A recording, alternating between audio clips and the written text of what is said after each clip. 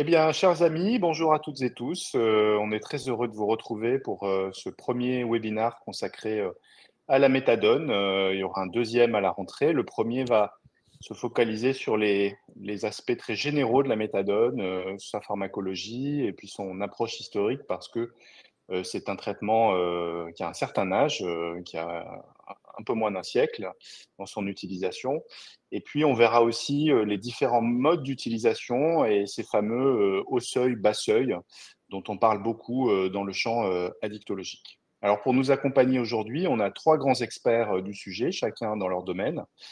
Et on va commencer sans plus attendre, puisqu'on a des formats courts de webinaires, comme vous le savez, à la FPBN, par le professeur Nicolas Authier, que je remercie beaucoup d'avoir pu être présent aujourd'hui, qui est un grand pharmacologue, psychiatre, addictologue, médecin de la douleur, et qui va nous parler de la pharmacologie et des schémas d'utilisation de la méthadone. Merci encore Nicolas, et c'est à toi. Merci Benjamin, merci pour cette invitation. Et donc, bonjour à toutes et à tous. Je vais donc chercher ma diapo qui est ici. Voilà, donc moi je vais vous parler de notions très générales de pharmacologie concernant cette substance qu'est la méthadone. D'abord, dire que la méthadone, c'est un opioïde. Donc, c'est une substance qui va s'accrocher sur les récepteurs opioïdes dont on dispose dans tout notre corps, y compris dans notre cerveau. Et c'est un opioïde de synthèse, par opposition à la morphine, par exemple, qui est un opioïde naturel, ou à l'héroïne, qui est un opioïde hémisynthétique, puisque l'héroïne est fabriquée à partir de la morphine, qui est d'origine naturelle. C'est un médicament qui est considéré comme essentiel par l'OMS et qui est principalement utilisé dans le traitement de la dépendance aux opioïdes, mais aussi, dans une moindre mesure, on va dire, dans le traitement de certaines douleurs sévères, notamment des douleurs liées au cancer. Son indication, c'est le traitement de la substitution des pharmacodépendances majeures aux opioïdes dans le cadre d'une prise en charge médicale, sociale, psychologique. Ça, c'est l'indication de l'autorisation de mise sur le marché de la méthadone en France, et ce traitement est réservé aux adultes et adolescents de plus de 15 ans. Voici la structure chimique de la méthadone. Je ne vais pas vous faire un cours de chimie, mais c'était pour vous la comparer avec la morphine à gauche et l'héroïne à droite. L'héroïne étant très proche, vous voyez, de la morphine, puisqu'il y a deux groupements acétyles qui sont greffés sur la morphine pour faire de l'héroïne, ce qui explique que lorsqu'on prend de l'héroïne, on retrouve de la morphine dans le sang et les urines des consommateurs. Alors, tout d'abord, parler de la pharmacodynamie de la méthadone. Comment elle fonctionne? On l'a dit, c'est une substance opioïde et donc elle a une affinité élevée comme agoniste complet, c'est-à-dire qu'elle va stimuler à 100% les récepteurs opioïdes et plus particulièrement les récepteurs opioïdes mu. Il en existe d'autres, delta, kappa, sur lesquels elle va se lier, mais qui aura un impact, on va dire, moins important en termes d'effets thérapeutiques. En se fixant sur ces récepteurs opioïdes mu, et en les activant, elle va réduire les effets de manque suite à l'arrêt de l'usage d'une drogue ou l'arrêt d'un antalgique opioïde. Elle va réduire le craving et elle va diminuer aussi les effets euphorisants des autres opioïdes qui pourraient être consommés parallèlement.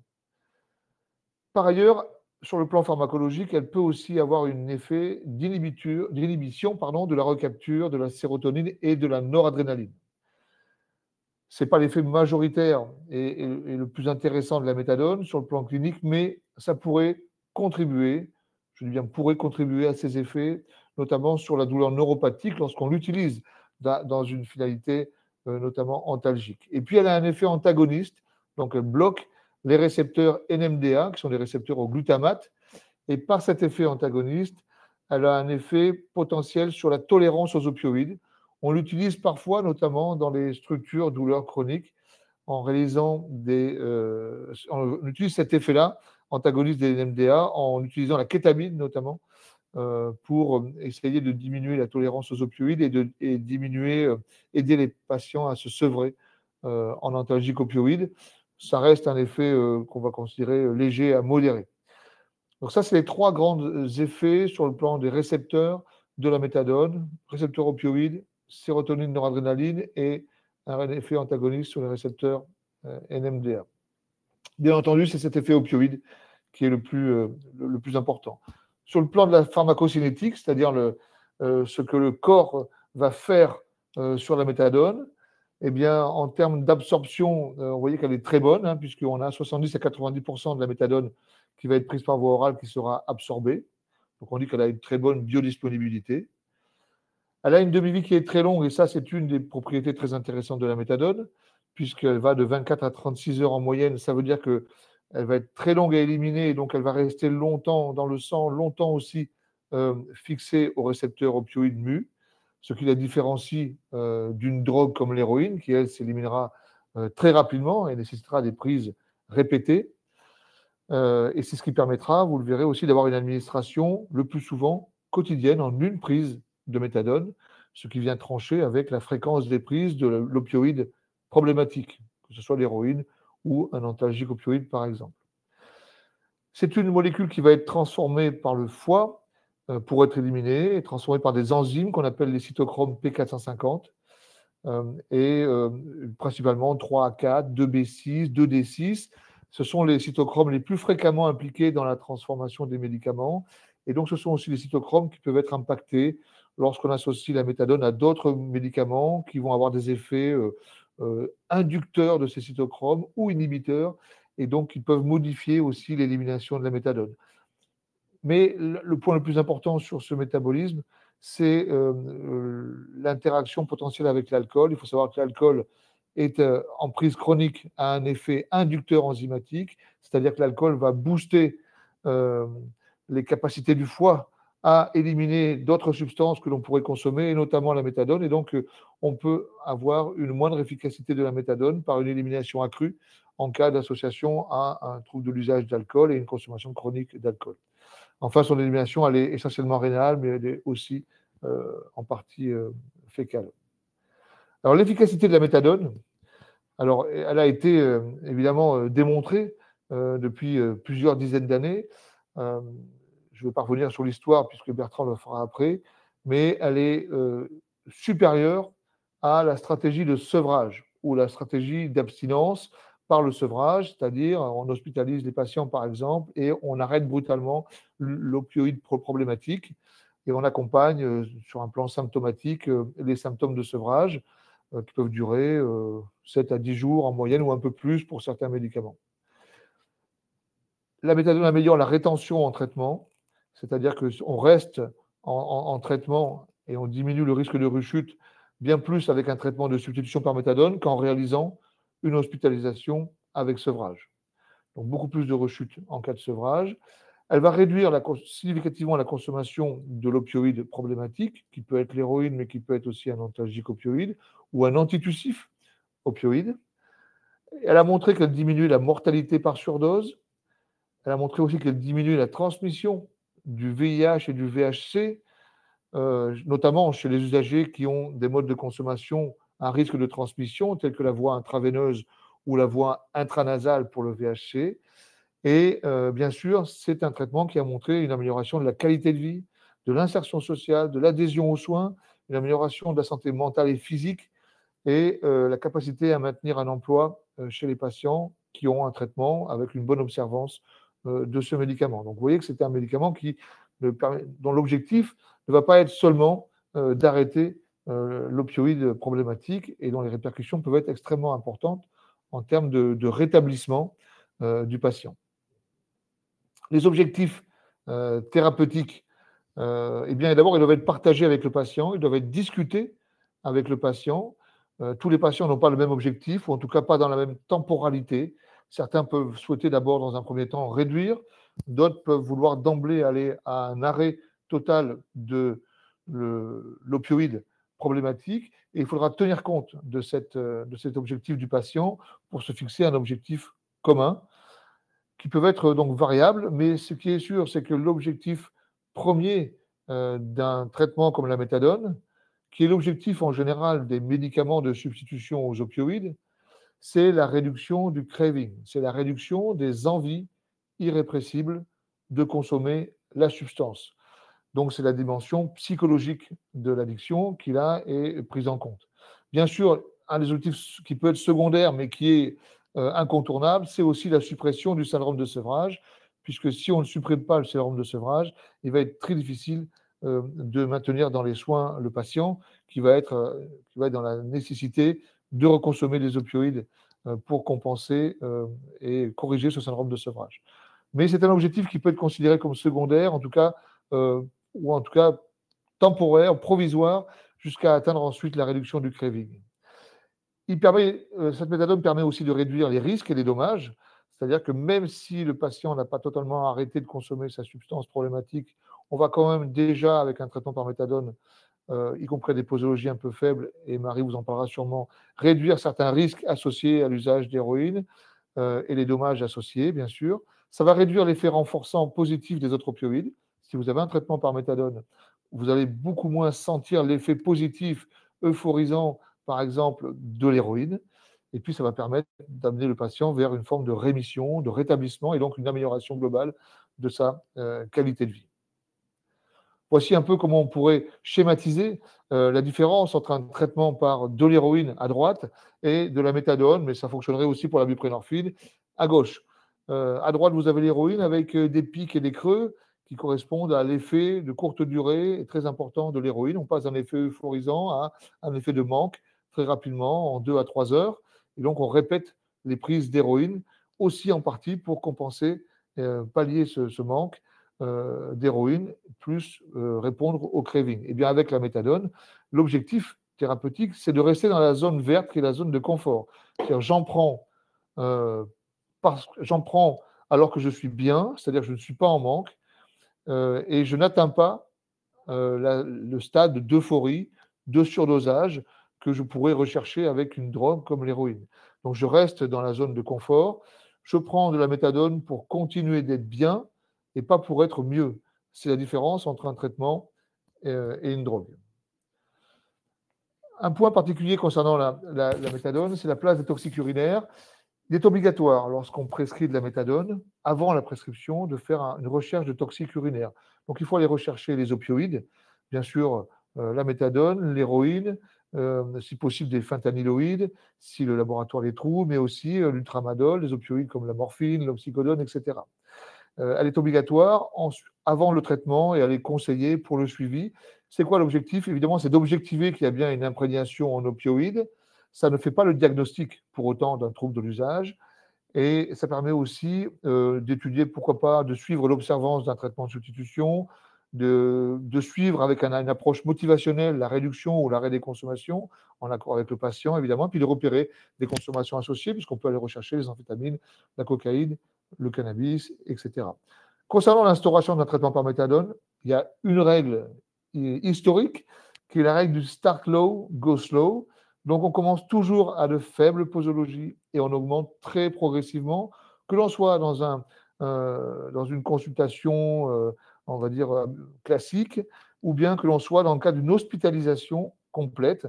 Il n'y a pas de raison d'aller plus vite parce qu'on est en hospitalisation complète. Ça ne change pas la pharmacocinétique lorsqu'on est dans un lit d'hôpital.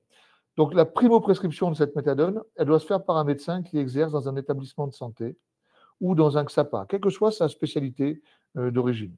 Ça, c'est la primo-prescription. Et ensuite, le relais peut être fait auprès d'un médecin traitant. Il y a deux formes, une forme buvable et une forme gélule. On commence systématiquement par la forme buvable et le relais à la forme gélule se fait après 1 mois normalement de forme buvable. Ça, c'est la théorie. Ça peut être adapté, évidemment, à condition que le patient soit stabilisé sur le plan médical et de ses conduites addictives. Tout est indiqué dans le RCP de ce médicament. Les posologies, on commence, je l'ai dit, à faible dose, généralement entre 20 et 40 mg par jour. Il faut savoir que pour un patient naïf en opioïdes, la posologie potentiellement létale par dépression respiratoire est autour de 1 mg/kg.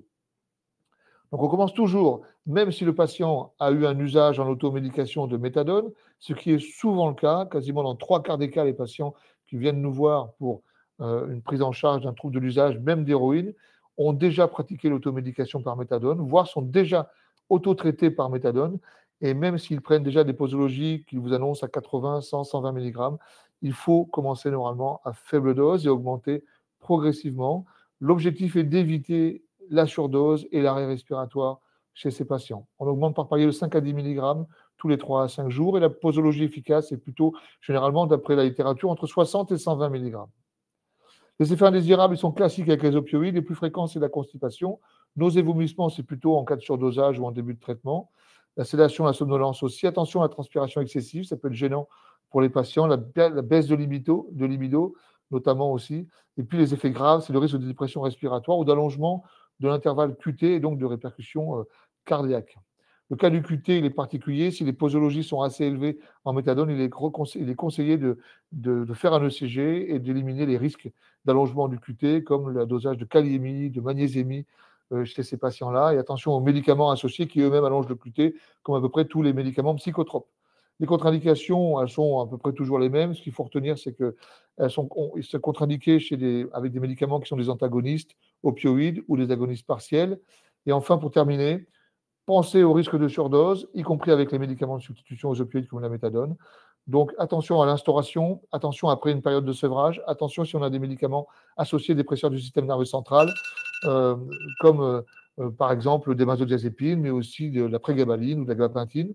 Attention aux patients qui ont déjà fait des antécédents de surdose. Et dans ce cas-là, de toute façon, il est fortement recommandé, quoi qu'il en soit, pour tout patient à qui on va instaurer un traitement par méthadone, de prescrire au moins une fois de la naloxone, qui est l'antidote de la méthadone et qui permettra peut-être de lui sauver la vie en cas de surdose. Je vous remercie. Bien, super. Merci beaucoup, Nicolas, pour ces rappels en laser, comme on disait, très courts, mais très précis, qui soulèvent déjà beaucoup de questions. Alors, si vous avez des questions à poser, que ce soit maintenant ou au moment des échanges, vous avez un item spécifique en bas à droite. Utilisez plutôt l'onglet questions que l'onglet chat, parce qu'on a toujours tendance à lire d'abord l'onglet questions, puis il est davantage fait pour ça. Et donc, après ces rappels de pharmacologie et d'usage pratique tels qu'on les fait aujourd'hui de la méthadone, ça nous paraissait important d'avoir une approche historique parce que la méthadone est une vieille dame qui a commencé sa carrière il y a un long moment et donc elle a fait l'objet de tout un tas voilà, d'essais, de parcours particuliers dans certains pays. Et c'était important de rappeler cette histoire. Et donc, pour ça, j'ai demandé à Bertrand Lebovici, donc, qui est un addictologue, un pionnier, comme on dit, dans notre discipline, qui connaît très bien à la fois la méthadone et puis son usage. Merci beaucoup, Bertrand, de nous faire l'amitié d'être présent parmi nous et de nous livrer ton expérience sur cette molécule très intéressante. Tu as 15 minutes. À tout à l'heure. Merci, Benjamin. J'espère que vous m'entendez bien. Alors, l'histoire de la méthadone commence à l'orée de la Deuxième Guerre mondiale. C'est un analgésique d'action centrale qui est découvert par deux chimistes de Higg et Farben. Donc, à l'orée de la Deuxième Guerre, elle est administrée pour la première fois à l'être humain en septembre 1941 et à la fin de la guerre, les Alliés prennent possession de la molécule et c'est le laboratoire Eli Lilly qui va la commercialiser. Jusqu'au début des années 60, elle est uniquement utilisée dans des cures brèves pour rendre moins pénible le sevrage sec de morphine ou d'héroïne. Alors, il y a quelque chose qui n'est pas souvent cité, mais qui est pourtant important, c'est que la méthadone est le deuxième opiacé de synthèse de l'histoire après la pétidine. C'est-à-dire que juste avant la Deuxième Guerre, deux molécules, la pétidine, dont le nom commercial est Dolozal, et la méthadone vont ouvrir un nouveau chapitre de l'histoire des opiacés, c'est-à-dire celui des opiacés de synthèse. Donc, après les opiacés naturels, la morphine, la codéine, la codéthyline, après les opiacés hémisynthétiques, comme l'héroïne ou l'oxycodone, eh bien, naissent les opiacés de synthèse, la pétidine, la méthadone et bien d'autres, mais en tout cas, ces deux-là arrivent avant la guerre. J'en profite pour lire une petite citation. L'apparition de ces stupéfiants synthétiques jeta le trouble au sein des instances internationales. En vérité, au lendemain de l'armistice de 1945, elles n'étaient pas en mesure de contrôler leur commerce car les moyens juridiques faisaient défaut. J'extrais ces quelques lignes d'un livre souvent pillé mais rarement cité de Varenne qui s'appelle L'abus des drogues. En tout cas, il faudra réécrire certains articles de la dernière convention en vigueur à l'époque, c'est-à-dire celle de 1931, et finalement, un protocole va entrer en vigueur en décembre 1949. Alors, j'en viens à Vincent Dole et Marie Niswander, qui pour l'éternité seront ceux qui ont transformé la méthadone en TSO, comme on dit aujourd'hui. Vincent Dole est un spécialiste des maladies métaboliques qui travaille à l'université Rockefeller à New York. Et en 1963, il fait venir dans son service une psychiatre, Marie Niswander, qui a publié en 1956 un livre pionnier, un livre précurseur qui s'appelle The Drug Addict as a Patient. La neurobiologiste Marie-Jeanne Crick est leur assistante et on a longtemps rencontré Marie-Jeanne Crick au congrès de TSH à Biarritz. Elle est décédée en 2021. Dole et Niswander publient leur premier article dans le JAMA du 28 août 65, A Medical Treatment for Diacetylmorphine Addiction, a Clinical Trial for Methadone Hydrochloride. Alors pourquoi est-ce qu'ils choisissent la méthadone? Eh bien, pour sa longue durée d'action, pour son caractère peu euphorisant et pour sa puissante analgésie. L'année 65 est aussi celle du mariage de Vincent Dole et Marie Niswander. Il y a donc une histoire d'amour dans toute cette affaire. Marie Niswander sera emportée assez jeune, à 67 ans, par son addiction au tabac. Les voilà, Vincent Dole et Marie Niswander. Alors, ils font une hypothèse qu'on appelle habituellement l'hypothèse métabolique et qu'on peut résumer de la manière suivante. Ils constatent que les héroïnomanes les plus las de leur vie de junkie et les plus motivés pour arrêter rechutent presque immanquablement. Et ils font l'hypothèse que la raison de cette rechute, c'est un syndrome déficitaire qui se manifeste en particulier par de la dépression, de l'anxiété et de l'insomnie. D'où l'hypothèse métabolique qui sera parfois moquée pour son apparent simplisme. Un héroïnomane manque d'opiacés comme un diabétique manque d'insuline. La découverte du système opioïde endogène ne commencera que 10 ans plus tard. Et en tout cas, à l'époque, alors que l'héroïnomanie est considérée comme une faute morale et ou comme une maladie incurable, ils obtiennent de remarquables résultats et on verra que ces résultats sont aussi liés à la qualité de leur prise en charge. Le développement des programmes se fait, après les premiers succès de Dole et Niswander, se fait à l'américaine. L'objectif explicite des pouvoirs publics, c'est de réduire la criminalité dite d'obligation des héroïnomanes et de prendre en charge les soldats revenant du Vietnam avec des problèmes de toxicomanie. Des réglementations sont mises en place par la FDA et la DEA. La DEA, c'est le bras répressif, la Drug Enforcement Administration, qui vont encadrer la distribution de méthadone et tenter de prévenir son détournement sur le marché noir. Mais finalement, il y a une crise de la méthadone au milieu des années 70. Tout d'abord, il faut se souvenir que dès l'origine, la méthadone est stigmatisée par certains secteurs de l'opinion, y compris médicale, puisque ça revient à donner de la drogue aux drogués. Ensuite et surtout, la multiplication des programmes avec des équipes peu motivées et mal formées provoque des dérives.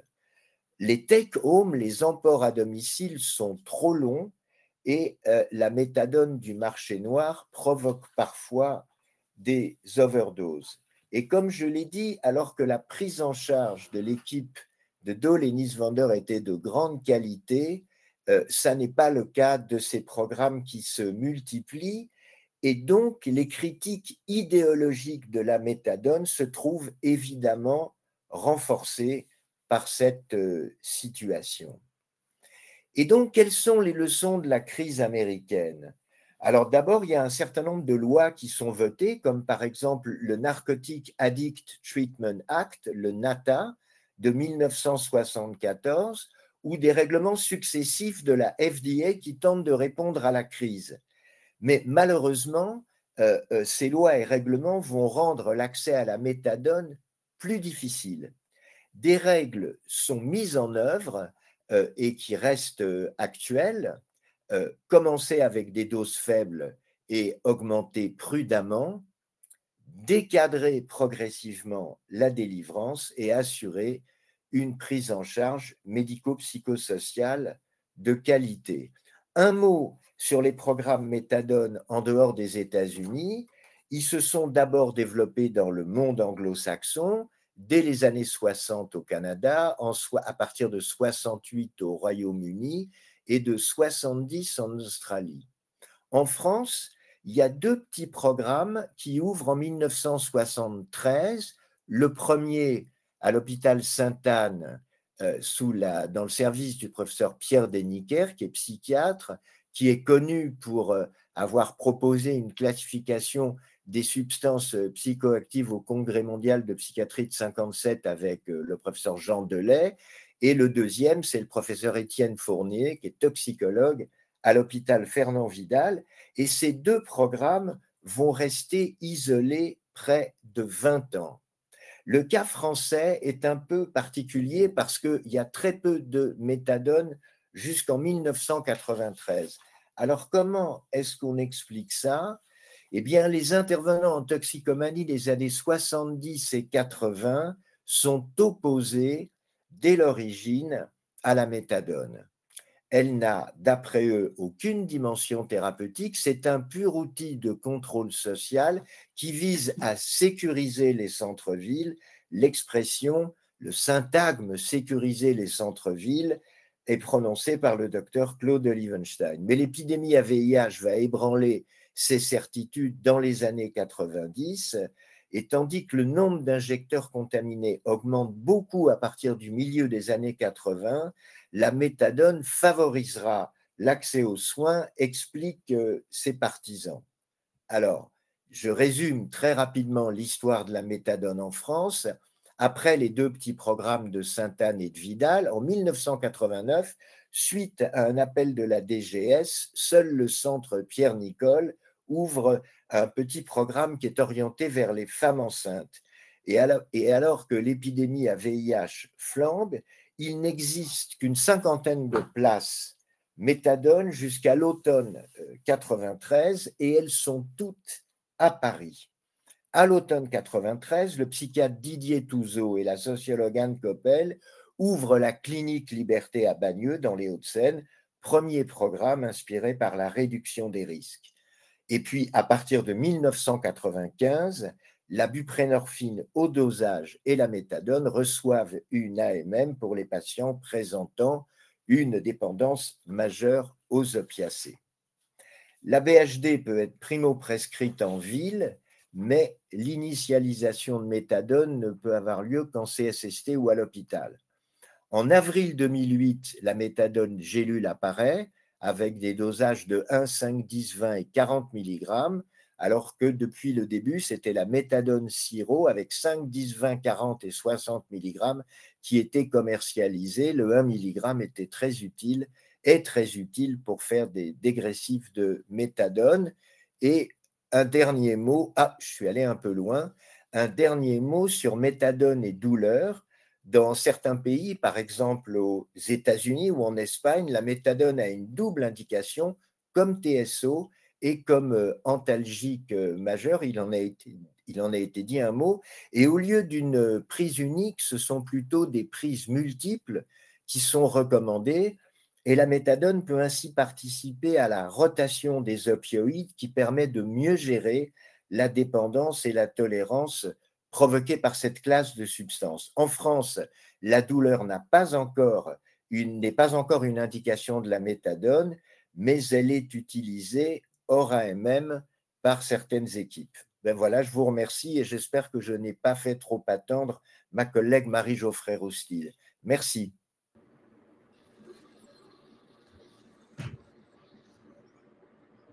Merci beaucoup Bertrand, c'était passionnant. Moi j'ai appris plein de choses.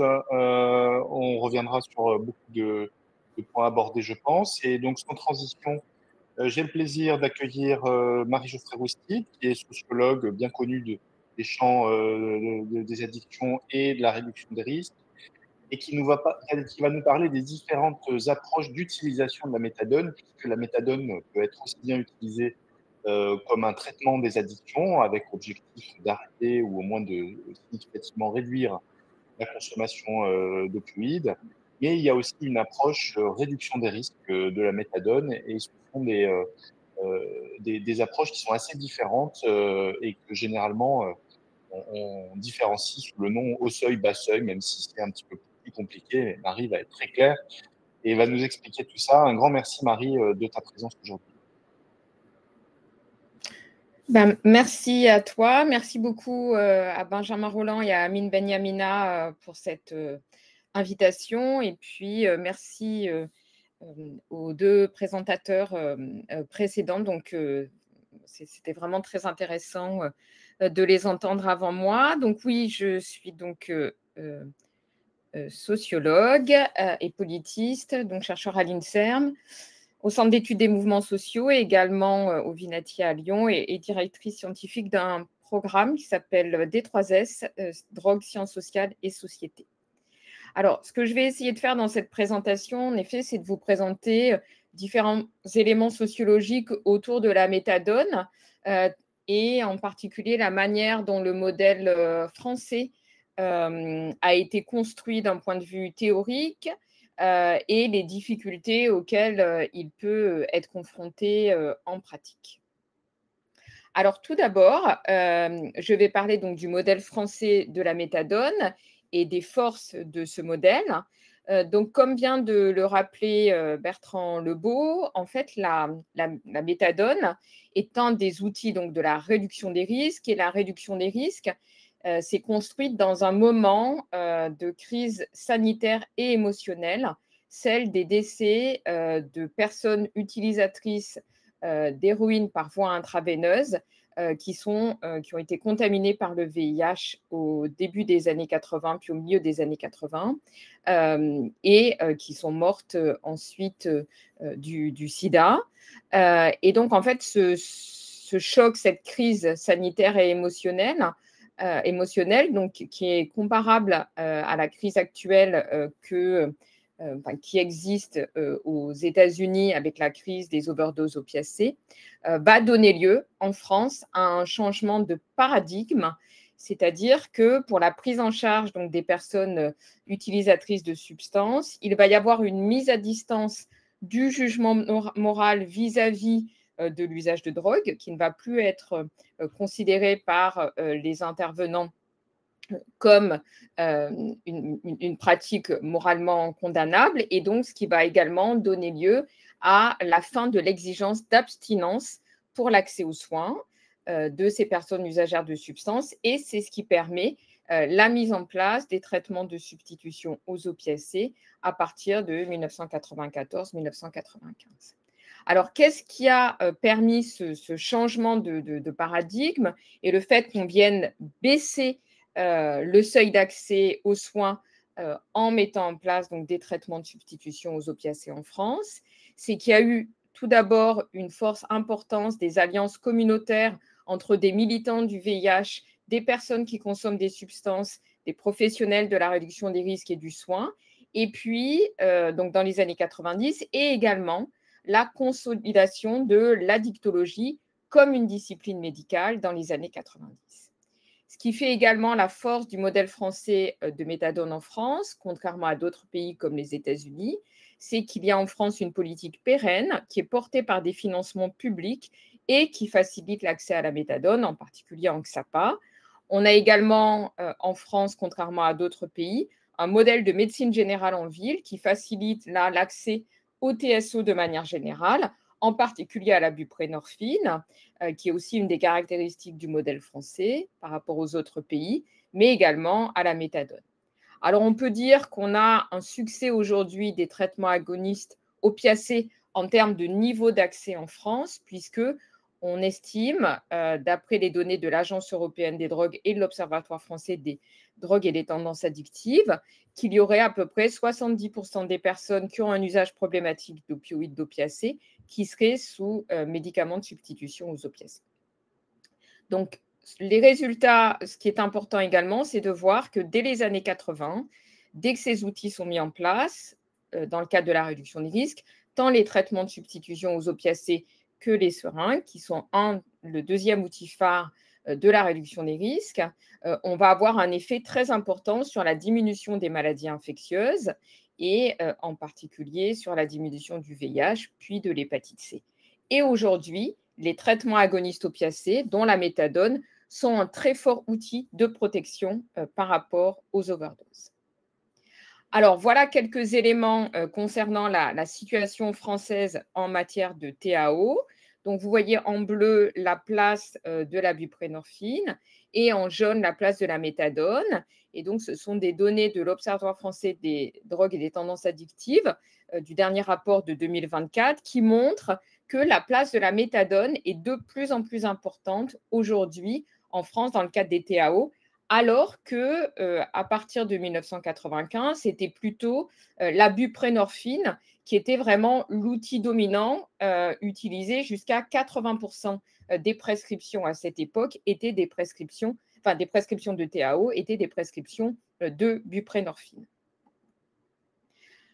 Alors, je voulais également vous montrer donc, des données de l'Agence européenne des drogues pour vous montrer un peu la place de la France par rapport aux autres pays européens concernant cet accès au traitement agoniste opiacé. Et donc, on voit que la France est le pays d'Europe où on a le nombre de patients le plus important sous traitement agoniste opiacé. 177 000 personnes en 2023, qui sont les dernières données disponibles de l'EUDE. Et donc, on voit que même par rapport à l'Allemagne, où on a 81 600 patients, la France donc, a un nombre de patients très important sous TSO, ce qui montre un très bon accès donc, des TAO en France par rapport à d'autres pays européens, liés à la fois à la mise à disposition d'une méthadone basse seuil et d'une méthadone haut seuil. Alors, concernant pour faire écho à ce qui a été présenté par Nicolas Autier auparavant, donc la méthadone est un outil très important de lutte contre les overdoses.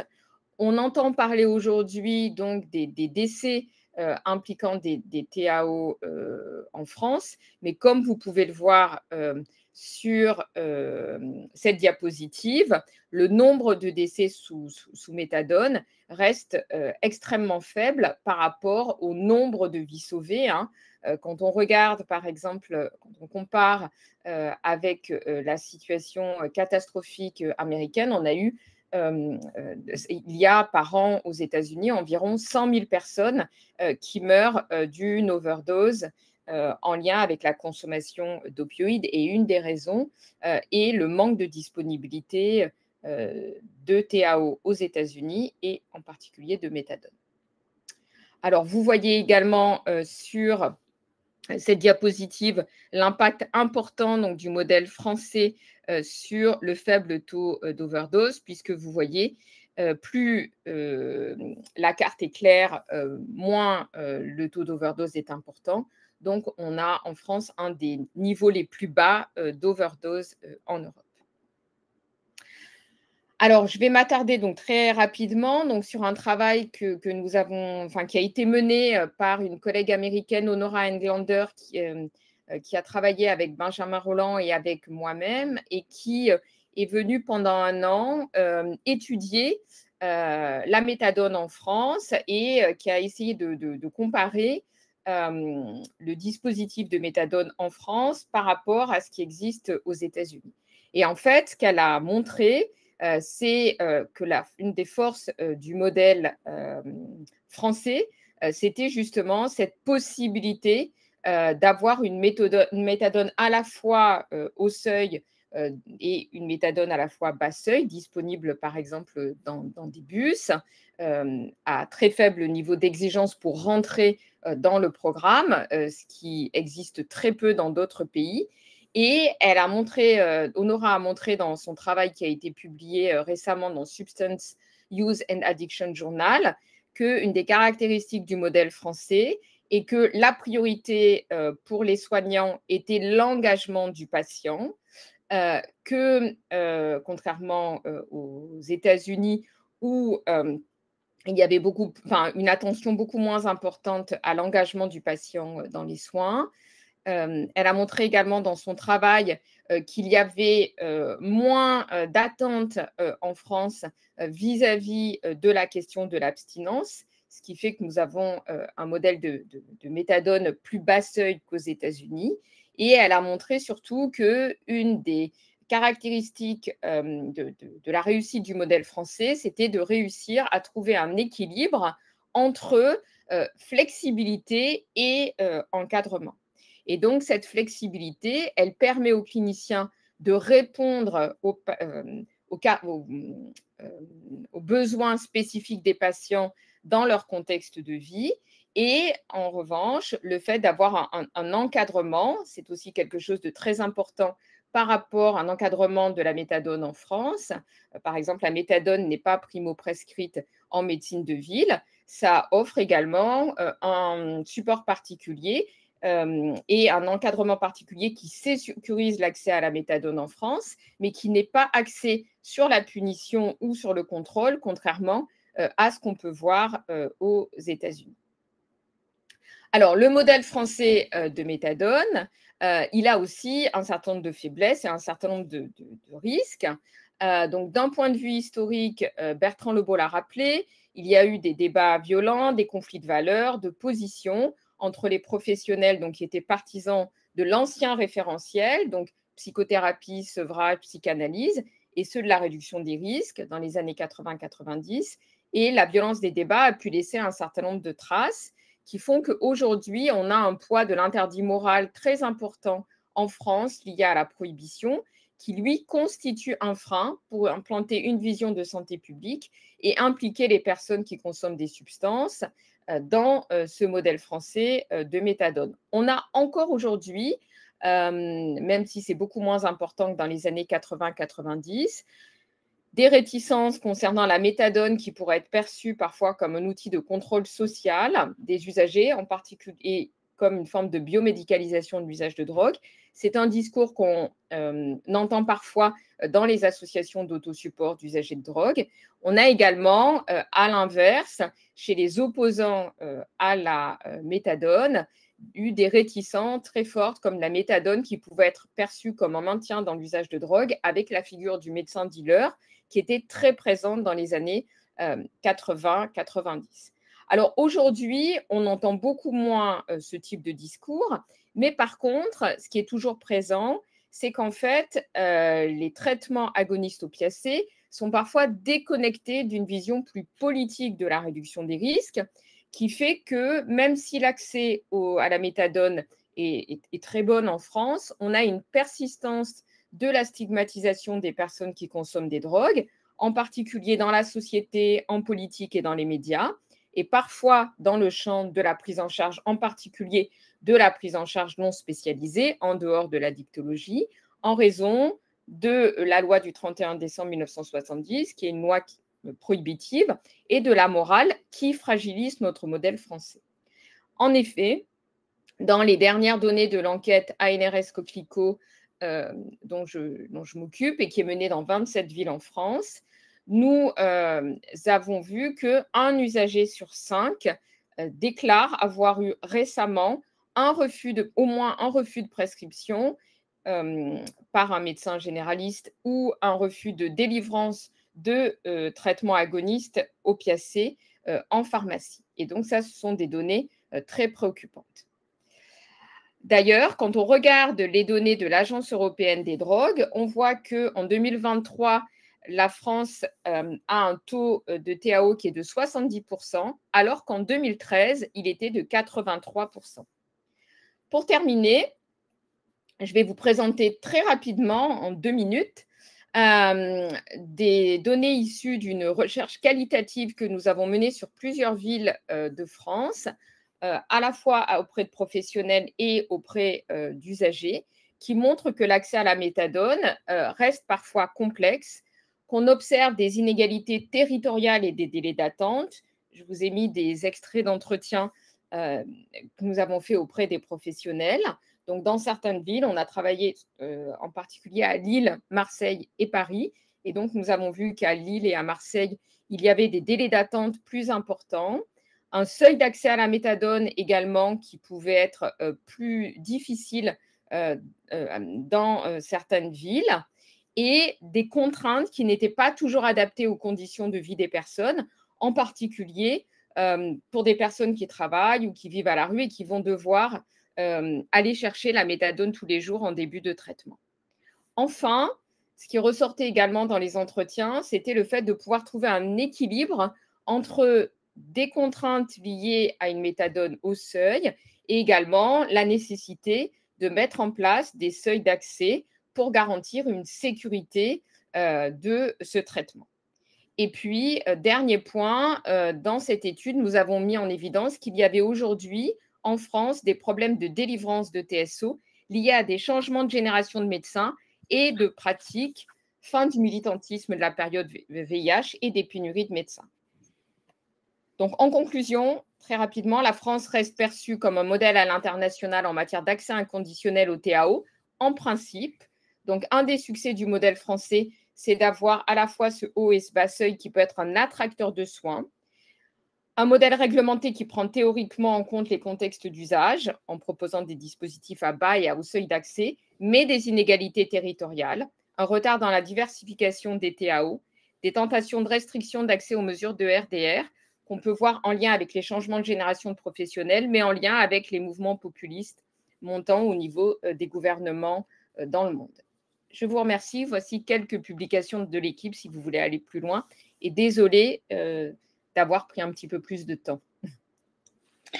Merci beaucoup Marie. J'invite donc Bertrand et Nicolas à nous rejoindre et à remonter sur scène pour répondre aux questions. Alors Nicolas a été très actif, il a déjà répondu sur le chat à différentes questions. Je vais quand même les rappeler parce que beaucoup de spectateurs vont consulter ce webinaire en replay. Je ne suis pas sûr qu'ils aient accès aux questions écrites, donc je vais les relire et puis ça va permettre de prolonger notamment la première question à laquelle tu as déjà répondu, Nicolas. Chez un patient sous méthadone qui consomme encore un peu d'héroïne, est-il préférable, afin de réduire les risques d'overdose, de laisser les posologies faibles ou au contraire de monter le dosage? Donc, je vais te laisser répéter un peu ce que tu as dit, mais je vais prolonger cette question puisque tu as parlé du start low, go slow. Est-ce que ce start low, go slow, c'est vraiment une pratique basée sur les données, ou est-ce que c'est pas plutôt un principe de précaution? Parce que en pratique, par exemple dans les XAPA, on sait très bien qu'il y a une espèce de tabou où les patients, lorsqu'ils commencent la méthadone, sont souvent en manque parce que la méthadone est insuffisamment dosée et il y a une poursuite des consommations d'héroïne. Donc, est-ce que ce start low, go slow, finalement, n'est pas aussi quelque chose qui peut inciter les gens à consommer plus d'héroïne, voire à se mettre en surdose? Et donc, est-ce qu'il n'y a pas un côté contre-productif parfois à ce start logoso, ou est-ce qu'au contraire, tu le défends pour différentes raisons? C'est une question pour Bertrand aussi. Oui, alors on a 4 heures, donc non,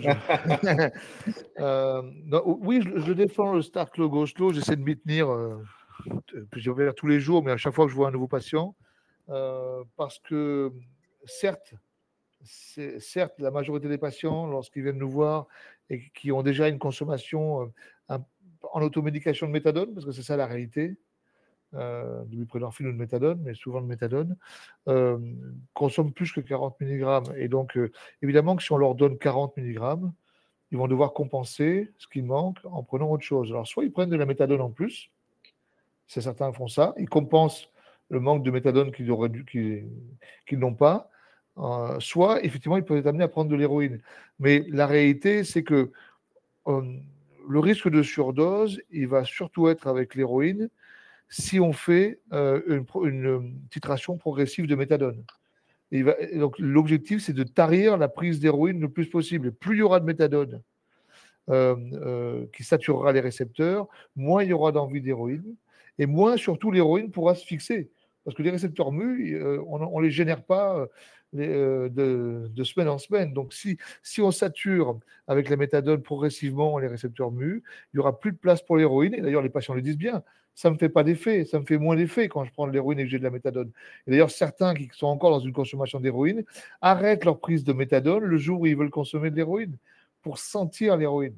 Bon, ça, c'est un stade particulier, effectivement, de l'accompagnement, mais qui existe auprès des patients. Moi, je défends le côté progressif parce que si on va d'emblée à des posologies élevées, il y a une forme de loterie, en fait. Il y a une forme de loterie qui souvent se passe bien, mais quand ça se passe mal, c'est quand même un risque de surdose et de décès de la personne. Et on l'a observé, y compris dans des hospitalisations. Moi, j'ai vu des augmentations très rapides de méthadone, qui sont des augmentations faites par bienveillance, c'est-à-dire en se disant quand même, je ne vais pas laisser le patient en manque et ça peut se comprendre.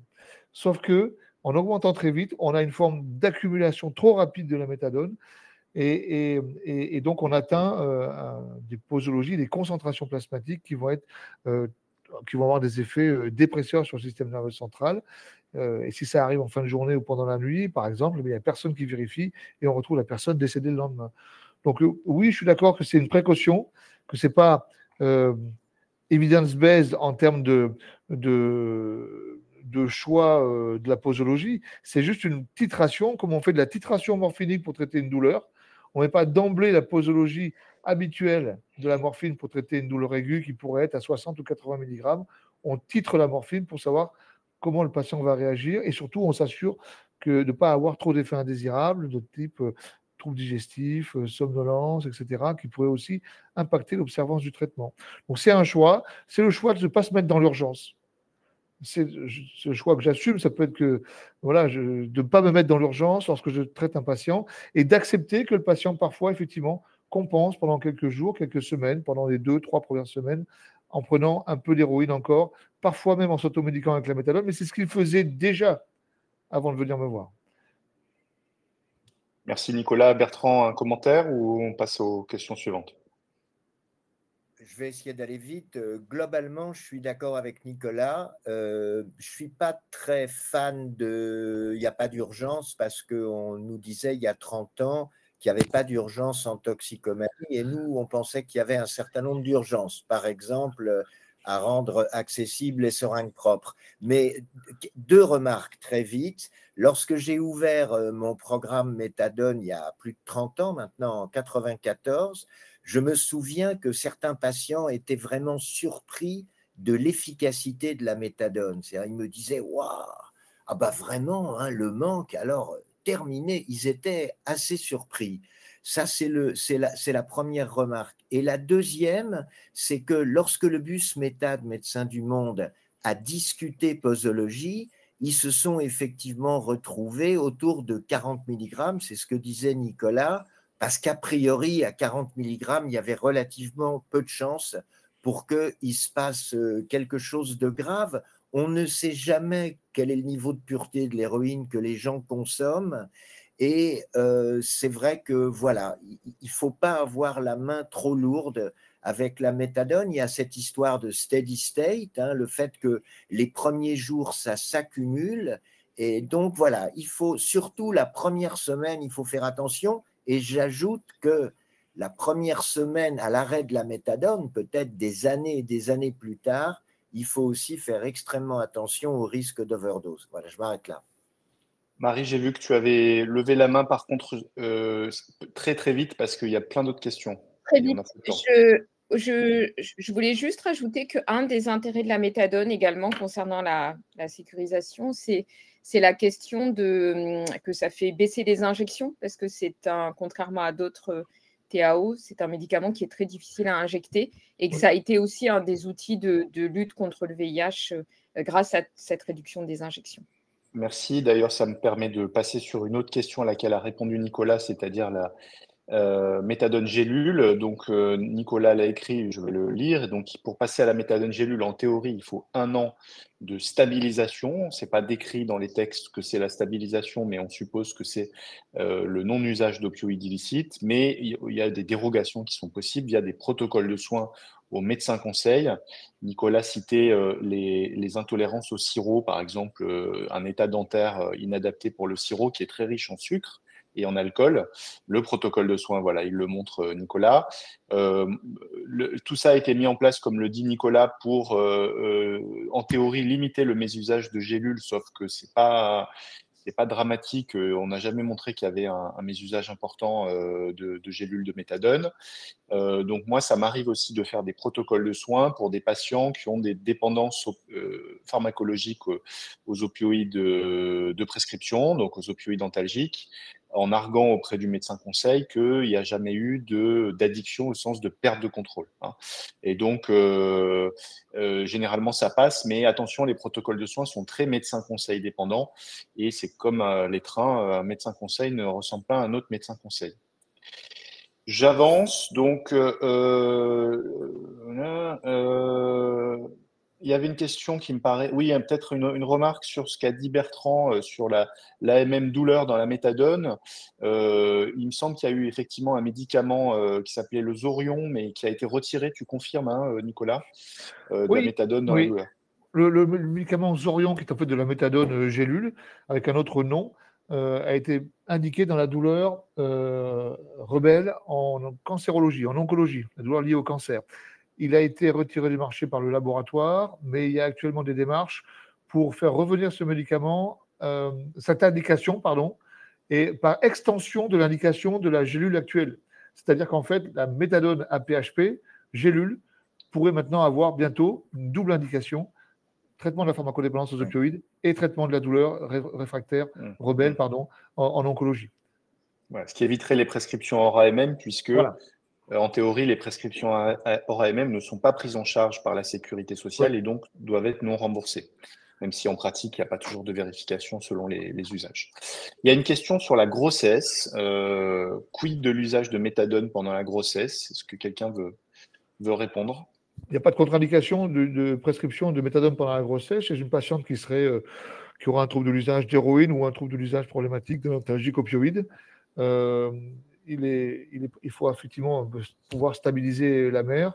Le risque essentiel, c'est d'observer un syndrome de sevrage à la naissance chez l'enfant. Il n'est pas systématique, il n'est pas forcément dose dépendant. Une partie de ce syndrome de sevrage peut être traitée juste par du nursing et du pot à pot, avec ou sans allaitement. Et parfois, les gynécologues ont l'habitude, ils peuvent évaluer grâce à une échelle spécifique le niveau de syndrome de sevrage de l'enfant qui vient de naître et ils peuvent donner un petit peu de morphine pendant quelques heures ou quelques jours. Mais généralement, ça se règle sans cela.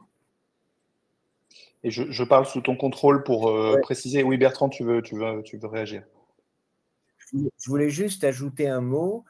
Il arrive encore dans certains services d'obstétrique, lorsqu'une femme sous méthadone se présente, qu'on lui dise « Oh là là, mais il faut arrêter la méthadone ».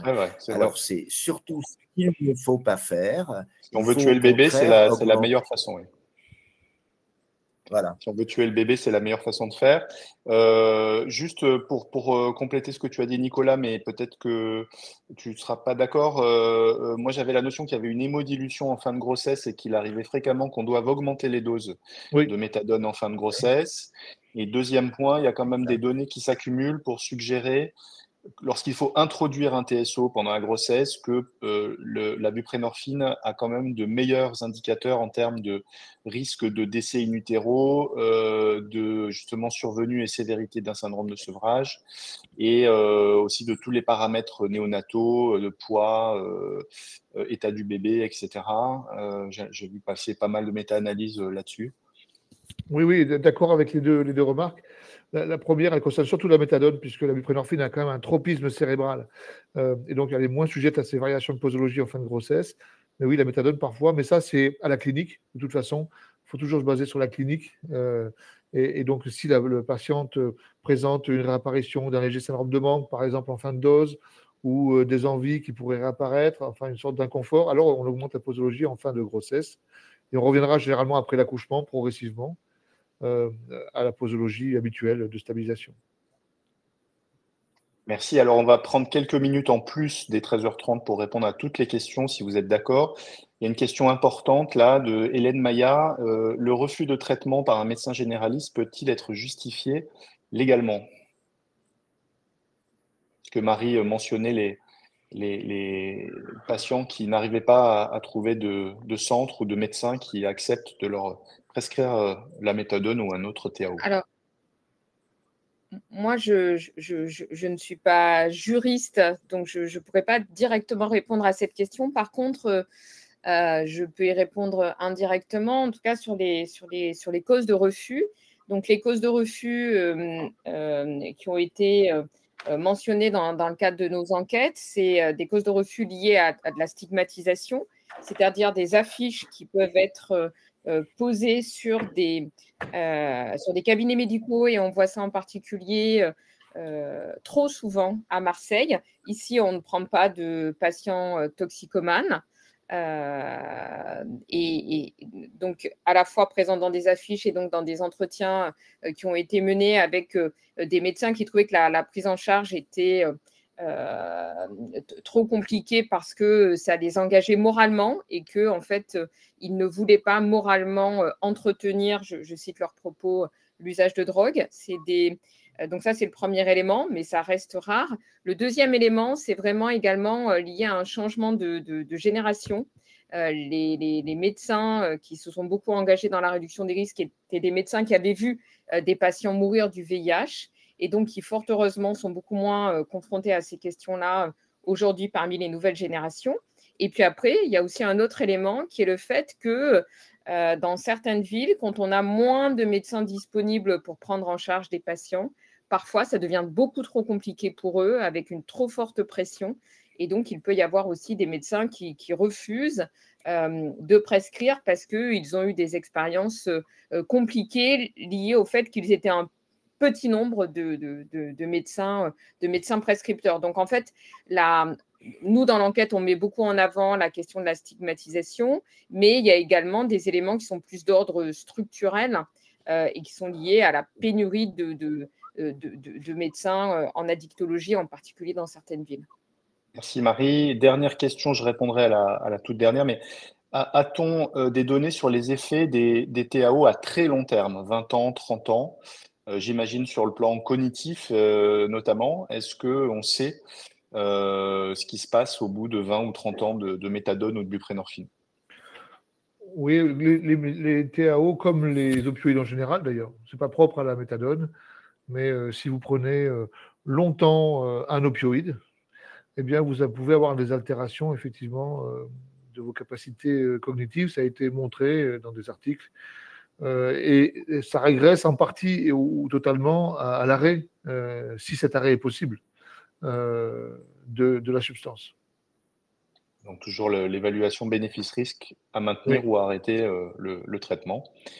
Voilà. Et pour terminer, donc, il y a une question sur le fractionnement de la méthadone, mais pour avoir la réponse à cette question, je vous invite à venir au deuxième webinaire sur la méthadone, donc, qui aura lieu le 7 octobre, où on parlera de l'utilisation de la méthadone dans la douleur. Ça a été évoqué aujourd'hui, mais on aura une intervention spécifique sur les spécificités d'emploi et notamment le fractionnement. On parlera aussi des aspects de sécurité de la méthadone avec les risques d'overdose. Et vous savez qu'en France, on a l'enquête DRAM qui régulièrement montre des décès sous méthadone. Donc, est-ce qu'il faut avoir peur de la méthadone? On aura une intervention là-dessus. Et le troisième intervenant parlera des syndromes d'apnée du sommeil, qui sont une problématique souvent négligée avec l'usage des psychotropes, mais aussi des opioïdes antalgiques et en particulier de de la méthadone. Je vois qu'il y a d'autres questions qui apparaissent, mais là, on n'a vraiment plus le temps. Et donc, je voulais saluer l'ami Amine Benyamina qui n'a pas pu nous rejoindre aujourd'hui, mais qui sera présent probablement à un autre webinaire, et faire un peu de publicité si ces sujets vous intéressent pour une journée, la journée stupéfiante à laquelle certains de nos intervenants aujourd'hui y participeront, qui va traiter des stupéfiants au sens large et notamment qu'est-ce qu'un stupéfiant sur le plan juridique, sur le plan médical. Et ce sera une journée en format hybride qui aura lieu à Lyon pour ceux qui seront présents en présentiel, et puis que vous pourrez suivre aussi en visio, tout comme les webinaires de la FPEN. Voilà, n'hésitez pas à vous inscrire, on vous attend nombreux à Lyon et en visio. Et donc, je rappelle que vous pouvez trouver le replay de ce webinaire normalement aujourd'hui même, sinon demain, sur la chaîne YouTube de la FPBN. Et je termine par un peu alors, adhérer à la FPBN, rejoignez-nous pour enrichir tous les webinaires sur tous les sujets en lien avec la psychiatrie biologique et neuropsychopharmacologie. Et un autre sujet du prochain webinaire qui aura lieu le 30 juin, donc très bientôt, sur les 3 F, filicide, féminicide, familicide. On est bien sûr dans de la psychiatrie légale, voilà. Merci beaucoup d'avoir été si nombreux. Vous avez été une centaine aujourd'hui. Oui. Oui, Bertrand. Est-ce que je peux juste ajouter que je suis stupéfait que TAO ait gagné la bataille contre TSO? Je ne comprends pas pourquoi, mais c'est comme ça. Voilà, c'est tout. On demandera à Donald Trump. Et on résiste, Bertrand. On résiste, Bertrand, on résiste. Merci à toutes et tous. Très, très bon après-midi et à bientôt pour de nouvelles aventures. Ciao. À bientôt. Au revoir. Au revoir.